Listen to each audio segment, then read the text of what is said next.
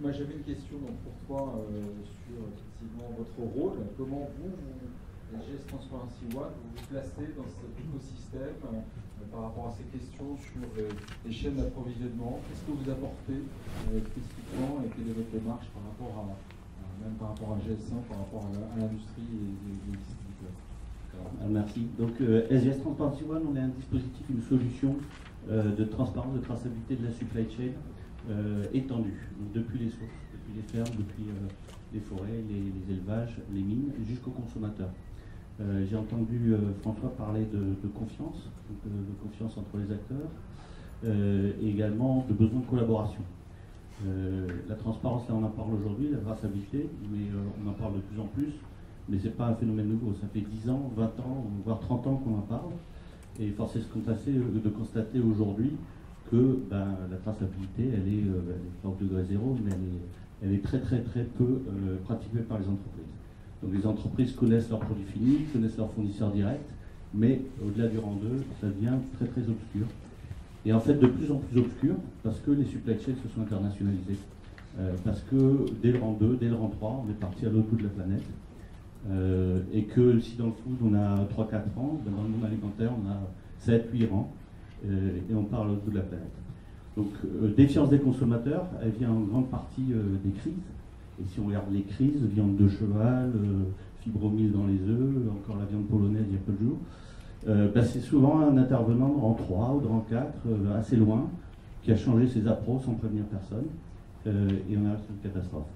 Donc on est là pour ça. Nous on est là, on a mis en place un dispositif bipolaire avec une offre technologique, donc la plateforme Transparency One qui est indépendante, qui a été créée il y a 3 ans, et l'association de cette plateforme technologique qui est ni plus ni moins qu'un réseau social B2B de fournisseurs au service de SGS, au service associé d'expertise de SGS. Alors SGS, nous sommes le leader mondial de l'analyse, de la certification, de la vérification, de l'inspection. Donc c'est notre métier. Notre métier, c'est l'intégrité produit et l'intégrité des process. On a plus de 100 000 personnes, enfin environ 100 000 personnes dans 150 pays, dont le métier, c'est de s'assurer que les produits soient conformes, que les process soient conformes. Et on a trouvé cette alliance totalement logique avec Transparency One. On a pris une participation minoritaire de 20%. Que chacun a son travail, donc Transparency One est spécialiste du software et de la plateforme, nous de l'inspection.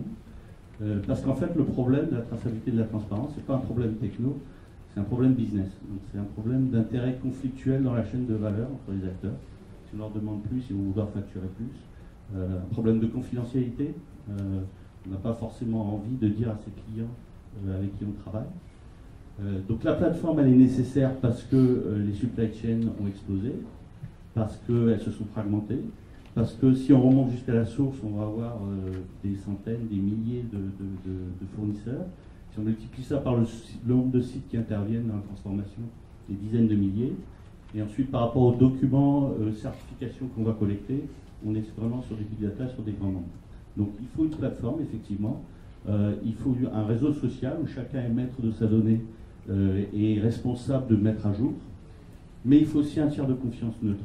Il faut aussi une société qui a un a priori positif, dont c'est le métier de faire ça, pour pouvoir embarquer les fournisseurs. Et c'est ce que nous faisons chez SGS. Donc nous appelons chacun des fournisseurs directs, d'abord de l'entreprise, chacun des sites, nous les embarquons sur la plateforme, nous les aidons à à télécharger les certificats, et nous, en tant que SGS, nous vérifions que ces certificats sont bien conformes, sont bien authentiques, sont bien à jour, sont bien pertinents. Il y a des dates de péremption qui permettent, grâce aux outils de BI, d'avoir des relances, de pouvoir aussi bien pour les fournisseurs que pour les clients agir par exception sur ces exceptions. Et donc voilà le dispositif. Alors après, demander des cas concrets, c'est ça Non, en fait, je voudrais demander justement, si on reviendra sur ce sujet. On va vers une tendance pour moi qui est unitaire, c'est un produit, un lieu unique, un produit unique, un consommateur unique et une histoire unique à l'événement auquel ça se passe. D'accord. Donc je fais beaucoup de...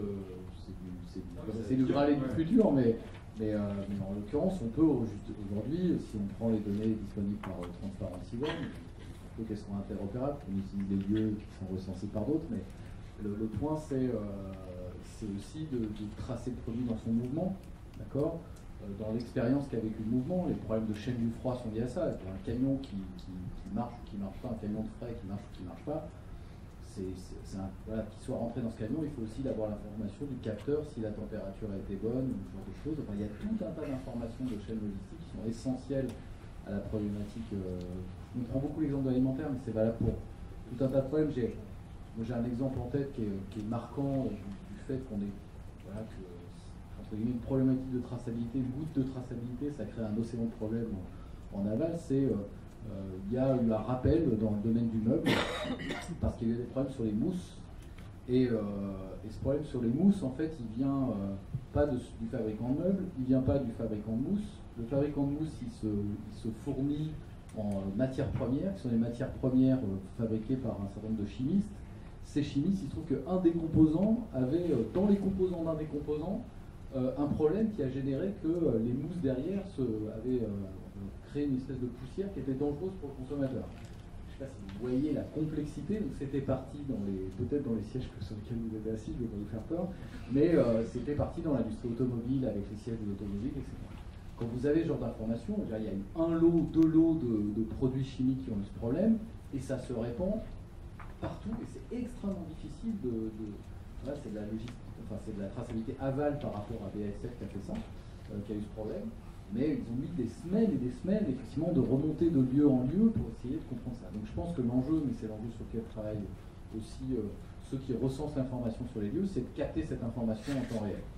Et du coup, d'être capable de dire c'est tel produit qui est pris et qu'on peut aller chercher spécifiquement s'il y a eu un problème dessus. Et ça, c'est pour moi le Graal et ce qu'aimerait tout le monde avoir cette petite lumière qui s'allume en disant c'est ce produit que je vais retirer et je vais appeler tel consommateur pour le savoir. Voilà, c'est temps réel et personnalisation. C'est l'enjeu qu'il y a finalement derrière, et ça nécessite d'avoir une information partagée sur les lieux, des tiers de confiance qui sont dans cette chaîne, mais aussi de l'information partagée sur les produits, parce que tout au long de la chaîne, si je reprends mon exemple du meuble, c'est pas les mêmes entreprises, il y a tout un tas d'acteurs qui sont là-dedans, et puis effectivement donner l'occasion au consommateur à la demande de chercher une information sur le produit qu'il consomme. Oui. Oui, donc tout à fait. C'est pas de la science-fiction puisque nous sommes live en traçabilité par l'eau chez Intermarché sur les haricots verts Saint-Éloi. Donc on ne fait pas seulement de la vérification des lieux, mais aussi des produits, et on va jusqu'au lot.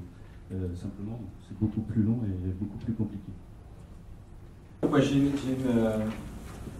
c'est des gros investissements en fait de voir toute cette traçabilité, de remonter. C'est quoi le coût et c'est quoi le retour en fait? Alors, donc, on va parler des bénéfices peut-être, mais parce que il se trouve que je suis à l'aise parce qu'on a deux clients et utilisateurs de la solution dans la salle, donc en personne de Olivier Touzé chez Intermarché et Christophe de Gravert chez Carrefour. Donc avant de parler du coût, il faut parler du retour sur investissement. On a également Mars Food qui aujourd'hui, si vous allez dans les magasins en France, surtout les paqueteries en Club Benz, fait du storytelling face à les attentes des consommateurs. Sur les engagements de Mars sur le développement durable, sur la protection de la terre, de l'eau, de l'air, mais également la rémunération équitable des paysans, etc. Ils l'utilisent en communication aussi. Voilà, donc avec un scan sur l'application mobile du packaging, ils peuvent avoir aussi du storytelling, une vidéo d'un fermier indien qui explique comment ça se passe, etc. Donc là, par rapport à la part de confiance sur les jeunes générations, parce qu'il faut bien souligner que sur Yuka, sur 7 millions de téléchargements, de personnes qui ont téléchargé, c'est en grande majorité les teenagers. Donc c'est une grande majorité des consommateurs de demain. Donc voilà, ce qu'on fait par rapport à 14 ans, il regarde tous les produits sur YouTube. Voilà, et moi mes teenagers c'est pareil. Donc voilà. Donc la pertinence par rapport aux attentes des consommateurs, oui, il y a des attentes. Alors bien évidemment, les gens s'inquiètent pour leur santé, donc c'est pour ça que le food est en avance. Mais ils s'intéressent aussi accessoirement, les jeunes générations, à un développement durable, équitable, responsable, etc., etc. Donc retour sur investissement. Par rapport à cet immense enjeu, l'investissement est mélodique, je vais te décevoir. On est sur un système SaaS, donc un abonnement annuel de moins d'1 € par jour, donc 354 € par site fournisseur. Donc je veux dire, par rapport aux bénéfices attendus, c'est relativement bon. C'est comme le coût d'une assurance. En fait. Voilà. Et puis je pense que ça peut éviter beaucoup de pertes. Merci. Luc, tu veux répondre? Oui, donc engouement blockchain, alors il faut savoir ce qu'on entend par engouement, parce que si on parle de part de voix dans la presse, oui, on parle que de ça. Après, un consommateur, vous lui parlez de blockchain, vous regardez avec des yeux ronds. L'information véhiculée par la blockchain, est-ce que c'est toujours ce que le consommateur attend? Donc savoir que le haricot a pris le camion à 13h30 et qu'il a été déchargé, je ne sais pas. Donc voilà, donc, par rapport à ça. Après, bon, il y a eu énormément de communication dans la presse sur Carrefour a communiqué sur le... Carrefour, exactement, donc sur 3 blockchains de produits très peu transformés, avec une chaîne très peu profonde, donc maximum 2 transformateurs, sur des produits qui sont totalement maîtrisés depuis des années, hein, sur des filières, etc. Walmart, depuis 2 ans, a sorti 2 produits, la mangue et la salade. Donc c'est pour relativiser sur l'engouement. Donc la blockchain c'est intéressant dans la mesure où ça permet de sanctuariser l'information une fois qu'elle a été rentrée, de faire qu'on ne peut pas la changer. Donc, en cas de crise, effectivement, ça peut être intéressant de dire un tel a dit ça et c'est faux, c'est lui, c'est de sa faute. Mais c'est du curatif plus que du préventif. Bon, pour donner et puis ensuite, c'est peut-être un aboutissement de tout ce qu'on a dit avant. C'est-à-dire qu'avant de pouvoir faire de la traçabilité par l'eau, on a dit qu'il fallait savoir qui étaient vos fournisseurs, s'ils étaient bien conformes, les amener vers de l'amélioration et peut-être arriver jusqu'au lot et peut-être à ce moment-là véhiculer de l'information. Donc c'est pour relativiser l'espace-temps. Par exemple, chez Intermarché, on a fait le plus grand projet de transparence au monde, donc sur tous les produits bio Intermarché, près de 500 produits, 4000 fournisseurs, 40 pays, et dans le même temps, on a fait un projet de traçabilité par l'eau sur les haricots verts. Pour vous donner l'ordre de grandeur.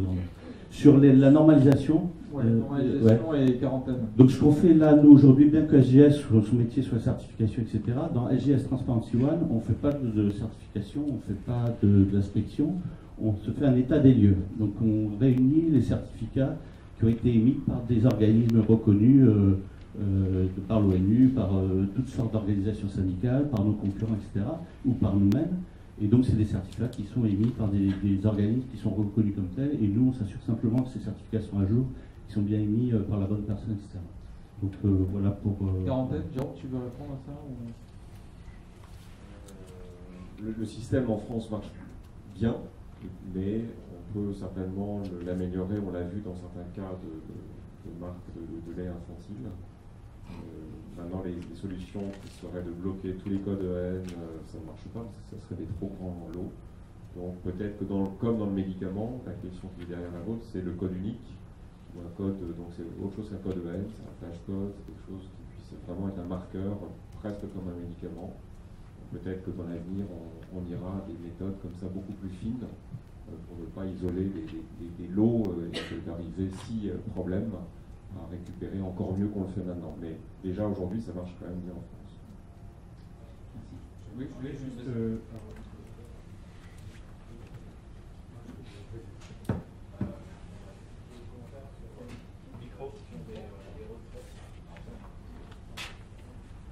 Sur la question des autorités, des retraits rappels, l'ANIA et la FCD a été conviés par le Conseil national de la consommation à travailler sur ces problématiques de retrait rappel. Ça se passe dans ces locaux, donc c'est en cours, suite aux différentes petites problématiques qu'il y a eu l'année dernière avec des grands groupes. Donc il y a eu une augmentation de ça, donc les autorités sont assez dessus. Après, le fait est que l'autorité va définir un certain nombre de cahiers des charges à respecter, j'aurais tendance à dire, que ce soit de la répression des fraudes ou bien des critères sanitaires. Enfin voilà, il y a tout un tas de critères qui sont mis en considération, qui sont d'ailleurs audités par ceux qui font ce travail, donc ça c'est un premier point. Sur la capacité des blocages, aujourd'hui le système repose beaucoup sur... ça dépend de la maille logistique à laquelle vous êtes. C'est-à-dire que vous allez livrer une palette, un carton, etc. Donc selon l'information qui est portée sur les produits, c'est ce que vous voulez dire Jérôme, aujourd'hui c'est bloqué en caisse par exemple, c'est bloqué toutes les références, toutes ces références-là, alors que c'est pas un lot. L'information au niveau du lot, elle n'est pas disponible. Quand vous êtes dans les médicaments, depuis 3 jours, en Europe, vous bloquez au produit. C'est sérialisé. Chaque produit a un code unique. D'accord ? Mais c'est industriellement pas du tout la même histoire. Et c'est des problématiques sur lesquelles il faut travailler sur le long terme entre tous les acteurs. Pour finir sur la blockchain c'est une technologie qui a plein d'intérêts, surtout celle de remettre en question la fonction de tiers de confiance, d'accord, en la distribuant d'une certaine manière, ce rôle. Donc ça, c'est intéressant. Par contre, si on veut vraiment l'utiliser, là aussi, il faut que tout le monde soit d'accord sur les mêmes règles.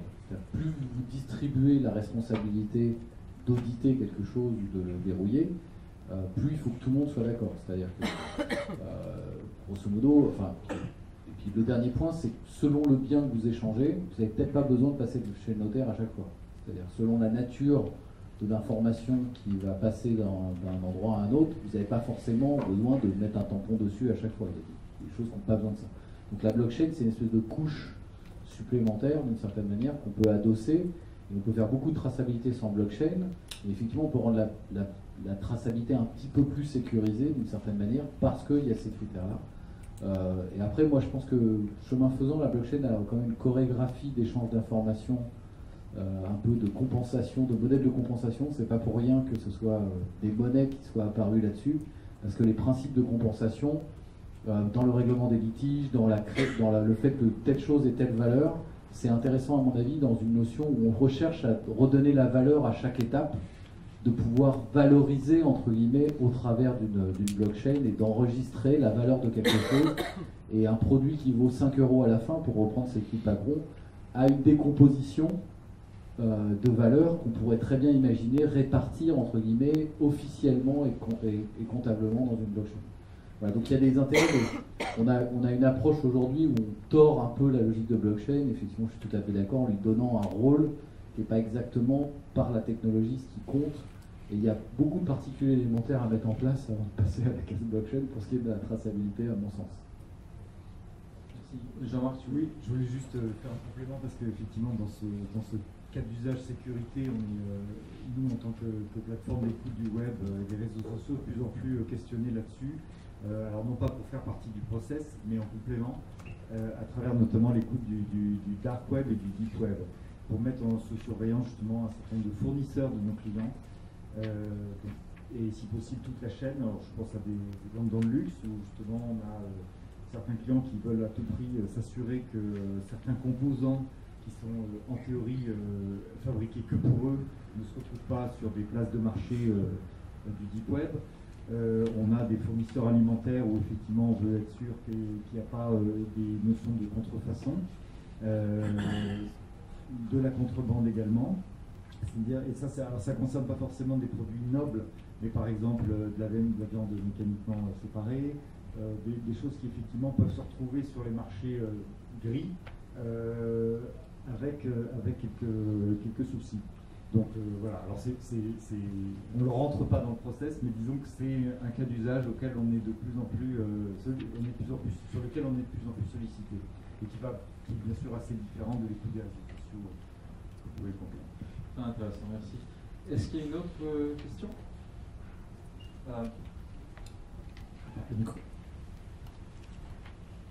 Bonjour, Claire Joyeuse.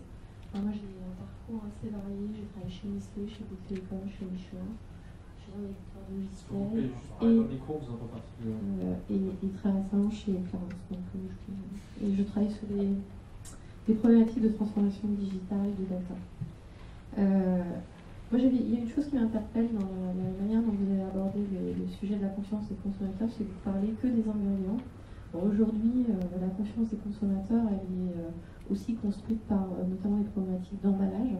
Donc aujourd'hui, c'est quoi les logiques qu'il y a et qui se mettent en place sur les emballages, avec notamment à terme le développement de la vente en vrac. Donc comment est-ce qu'on assure la traçabilité jusqu'au client quand on fait de la vente en vrac, qui est un sujet que j'ai connu chez Clarins, où on vend en fait les parfums dans des fontaines à parfum. Donc le client revient avec la bouteille et re-remplit son flacon. Et puis le deuxième sujet, je pense C'est une question en fait ou c'est qu'est-ce qu'on peut faire, qu'est-ce qui est envisagé Qu'est-ce qu'on peut faire sur ce sujet de vrac en fait, et de packaging. Voilà, sur le sujet du packaging qui fait partie intégrante du produit et qui devient un vrai problème aussi. Aujourd'hui, on parle beaucoup de la mer de plastique, etc. Et puis le deuxième sujet, c'est en dehors des ingrédients, il y a aussi la manière dont on transporte les ingrédients des 40 pays vers les différents endroits et qu'est-ce qui est mis en place aujourd'hui pour de la traçabilité et de la prise en compte de ça, puisqu'en fait le produit c'est un tout, c'est des ingrédients, des emballages et une chaîne logistique de transport. Et si vous transportez vos ingrédients en avion, en bateau ou par la route ou par le fer, c'est pas du tout la même chose à l'arrivée en termes d'impact carbone du produit. Qu'est-ce qui est envisagé en fait dans ces deux directions-là? L'information qui intéresse le consommateur, elle est très multicritère. Et dans Yuka, il y aura bientôt des éléments de développement durable. Ça peut être de recyclabilité, de packaging, d'impact carbone, de distance. Donc ça, vous avez raison que c'est certainement les types d'informations qu'il faut qu'on capture dans la base de données. Donc on commence raisonnablement avec un nombre de champs d'informations, mais ça va certainement aller vers des champs dans les domaines que vous citez, ou des cas d'usage de consommateurs qui ne sauraient pas dans quelle poubelle mettre quelle partie de packaging, et où si l'information était plus disponible, une application qui permettrait de scanner et savoir si on est à Nice ou à Lille et dans quel système, puisque c'est assez géographique. Donc en effet, vous mettez le doigt sur des choses qui peuvent aider à des bons gestes comme savoir où mettre le produit. Sur le vrac, c'est une bonne question. Vous vendez, vous, des céréales en vrac ou pas? Non. Mais la granularité n'est pas forcément facile parce que je pourrais prendre l'exemple aussi d'une tournée de lait pour il y a certains qui sont des fabricants de lait où sur le coup, après c'est un certain nombre, c'est croiser des informations qui permettent d'améliorer la granularité. Ce qu'il faut que vous ayez en tête sur la traçabilité telle qu'elle apparaît, c'est une logique de traçabilité par événement. D'accord? Donc on va suivre des événements. Après, le recensement des événements, ce sera à la charge de celui qui fabrique ou sur la chaîne qui va enregistrer les événements. Donc l'enregistrer l'événement, je rentre dans un camion, je parcours une distance sur un bateau, ou bien mon emballage a été fait à tel moment avec telles informations dessus. Donc c'est une succession d'événements. C'est quoi un événement? C'est un produit, d'accord, avec toutes ses agrégations et ses désagrégations. C'est-à-dire qu'un produit emballé, c'est son emballage, c'est ce qu'il compose, c'est tous ses ingrédients. Donc ça, c'est un premier point. Donc le produit et là où les fiches produits qui vont déterminer ça, le lieu ou les lieux par lesquels ils sont passés, enfin, le lieu en l'occurrence dans un seul événement. Donc un produit, un lieu. Un moment, ça c'est facile, voilà, on eurodate d'une certaine manière l'information. Et puis une action. Pour vous donner un exemple, dans le bien-être animal, le cahier des charges de bien-être animal va dire si vous mettez du fourrage dans l'étable, c'est un acte de bien-être animal. Donc si vous voulez enregistrer cet acte en disant bah tiens j'ai fait un acte de bien-être animal, je suis capable de l'enregistrer, donc c'est telle vache a reçu du fourrage à tel endroit, à tel moment, d'accord? Et vous pouvez imaginer ça pour à peu près tout, d'accord? C'est pour ça que c'est du big data, parce que potentiellement, vous pouvez imaginer une infinité d'événements, d'accord? Et donc on enregistre ces événements, et après on les agrège, on les désagrège, donc voilà. Et aujourd'hui, il y a des systèmes en tout cas de gestion de cette information, de capacité de chaîner l'information, qui sont à disposition, qui sont standardisés dans le lieu dans lequel on se parle, et qui sont tout à fait utilisables en intégrant les paramètres que vous dites. Effectivement, quand on est sur le vrac, on est sur une approche qui est un peu différente. Pour vous donner un autre exemple de problématique de vrac, c'est la saucisse ou le steak haché. C'est-à-dire que vous allez pouvoir tracer une côte de porc, une cuisse de poulet. Par contre, la saucisse de porc, c'est un petit peu plus compliqué parce qu'il se trouve que c'est le produit de plusieurs animaux. D'accord? C'est des restes qu'on reconditionne. Le steak haché, c'est pareil. Le steak haché Carrefour, c'est 10 vaches. D'accord? C'est pas 10 vaches. Est-ce que je veux dire? Et donc du coup, il faut avoir en tête ça. Le lait, ça a la même problématique. Donc on arrive à suivre des lots d'une certaine manière, on a un certain nombre d'informations. Et donc, voilà. Et c'est un travail c'est pour ça qu'il est très collectif et très collaboratif. Il faut définir des référentiels et des règles communes sur lesquelles on va être capable de dire cette information, on est tous d'accord sur le fait qu'on l'interprète de cette manière. Et c'est un chantier de très très longue haleine. C'est le travail principal qu'on doit faire avec l'ensemble des acteurs de ces chaînes de fabrication.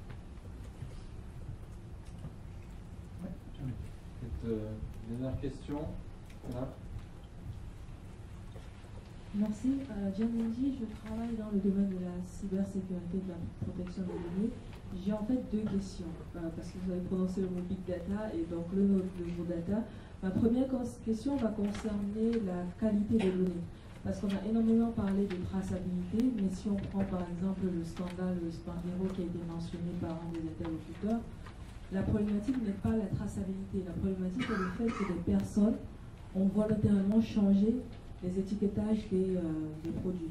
Donc, comment est-ce que vous allez intégrer cette notion de qualité des données dans le système que vous êtes en train de mettre en place? Comment est-ce que vous allez garantir que les personnes qui vont renseigner les informations vont le faire en toute honnêteté et vont donner des informations qui sont de qualité? Donc ça, c'est la première question. La seconde question, c'est plus par rapport à l'environnement dans lequel on évolue tous, avec la cybercriminalité qui se développe, avec la cyberguerre entre États qui se développe. On a une ministre de la Défense qui a fait un discours dans lequel elle a annoncé que la France allait être plus offensive sur le sujet.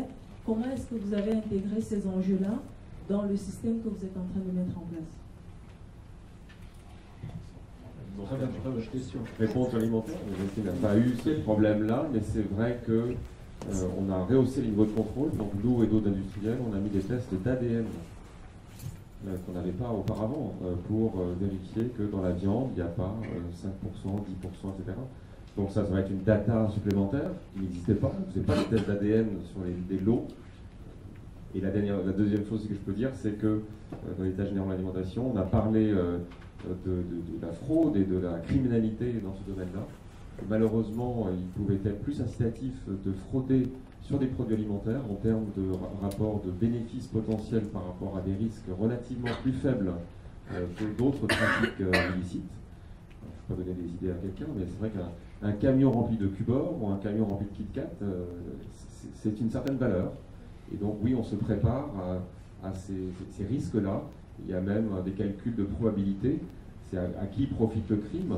Est-ce qu'il y a des différentiels d'ingrédients? On aurait pu, dans le cas que vous avez cité, se dire il y a peut-être une incitation, il y a un différentiel de coût de matières premières, ou alors il y a des stocks qui existent dans d'autres pays, et d'aller vérifier en se disant là il y a suspicion parce que quelqu'un de malveillant qui remplacerait un ingrédient A par un ingrédient B ferait des bénéfices. Donc il y a sûrement une façon d'orienter les investigations. Sur la qualité de la data, Luc, tu veux réagir? Je suis pas sûr d'avoir compris toutes les questions, mais... Est-ce que la data qui est communiquée finalement à toutes les chaînes est fiable? Oui, en fait le problème de la fraude, ça existera toujours, la fraude, quoi, hein. Donc tout ce qu'on peut faire, c'est démultiplier les vérifications pour essayer de limiter l'impact. Donc ce qu'on fait, c'est pas non plus un système miraculeux, par contre, mais le fait de cartographier toute sa supply chain, de vérifier de toute façon continue que tout le monde est conforme à des standards reconnus, etc., ça limite 95% des problèmes. C'est pas la panacée. La blockchain non plus n'est pas la panacée. C'est pas si vous mettez de l'information fausse dans la blockchain, vous récupérez de l'information fausse aussi. Donc je ne pense pas qu'il y ait système miracle. Nous, on est sur le cloud Azure Microsoft, donc voilà, on peut se dire qu'on est assez bien protégé par rapport à des tentatives de corruption de la donnée. Mais voilà. Je suis assez d'accord sur le fait que de toute façon il y aura toujours une tendance à frauder. Je voulais dire qu'on n'essaye pas de monter un quelconque système entre guillemets, parce que c'est à la charge de chacun des acteurs de donc monter le sien, mais il faut les rendre interopérables, c'est-à-dire pouvoir faire en sorte qu'on puisse passer de l'un à l'autre. Un certain nombre de réglementations européennes, pas que sur les données personnelles, pour les rendre portables, et ça c'est un point qui est important. Après sur la question de la sécurité, là où la data peut aider, c'est qu'en fait plutôt que faire des visites aléatoires d'une certaine manière où on ne sait pas trop où on va, on peut construire une espèce de monitoring en disant tiens là il y a effectivement suspicion et peut-être améliorer le point vers lequel on va aller regarder les choses. C'est aussi un moyen d'évacuer un certain nombre de doutes qu'on peut avoir. Enfin nous on travaille sur les problématiques d'anti-contrefaçon. 95% de la contrefaçon est grossière. D'accord ? Donc la capacité qu'ont les données et l'information à évacuer la contrefaçon grossière et l'identifier assez rapidement, voilà, ça permet de concentrer les douaniers, par exemple, à aller voir des choses qui sont un peu plus graves et un peu plus spécifiques et un peu plus élaborées. Voilà, donc c'est plutôt, je pense que la donnée. Après, Le problème, c'est que la donnée ouvre une autre brèche qui est effectivement, elle peut être elle-même utilisée à des fins comptables. Donc en fait, la donnée, elle aide à faire des produits de meilleure qualité, à mon sens, mais en même temps, elle ouvre potentiellement des brèches. Et alors là, je pense qu'on est tous concernés, que ce soit l'univers de la traçabilité ou d'autres, à ces questions de sécurité des données qu'on peut avoir sur ce qu'on fait, ce qu'on pratique. Voilà. Donc, il n'y a pas plus de réponse sur la notion de traçabilité par rapport à la sécurité des données qu'il n'y en a sur d'autres sujets autour de la sécurité des données. À mon sens, c'est quelque chose qui est inhérent d'une certaine manière au monde dans lequel on est en train d'entrer. Très bien. Peut-être une dernière question? Peut-être juste une précision. Si on veut s'assurer effectivement de la qualité d'un produit ou de la nature du produit, il faudra revenir vers la partie physique en fait. C'est-à-dire tester le produit, faire des analyses sur le produit lui-même. Donc ça, c'est un autre moyen de réduire la fraude. Au-delà de la data est une chose, c'est une déclaration, ce sont des données, mais il faudra également faire le lien avec des tests beaucoup plus réels en fait sur des marchandises physiques. Donc ça aussi, c'est tout à fait possible et il y a différents niveaux de tests qui permettent de retrouver certaines informations. Vous citiez les analyses ADN ou NGS qui permettent de faire ce type de contrôle pour retrouver l'identité de l'animal finalement, mais on peut également retrouver des pesticides. Si on parle d'un produit bio, si on veut s'assurer que le produit est effectivement bio, il faudra passer par un test. Donc il faut mettre en place également des protocoles de vérification physique des marchandises.